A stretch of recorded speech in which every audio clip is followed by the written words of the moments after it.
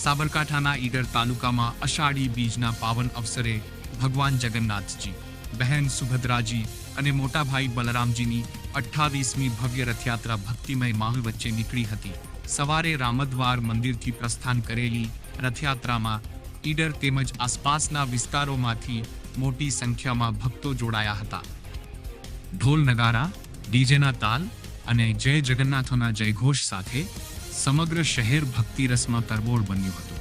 યાત્રા માર્ગ પર અનેક સ્થળોએ ભગવાનના રથનું પુષ્પવર્ષા કરીને સ્વાગત કરવામાં આવ્યું હતું.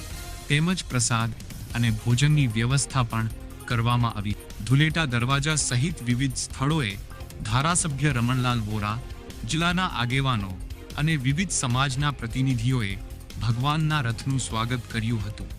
જલારામ મંદિરે ભગવાનનું પરંપરાગત મામેરું ભરાયા બાદ સાંજે રથયાત્રા નિજસ્થાન રામદ્વાર મંદિરે પરત ફરી, જ્યાં મહાઆરતીનું આયોજન કરવામાં આવ્યું હતું.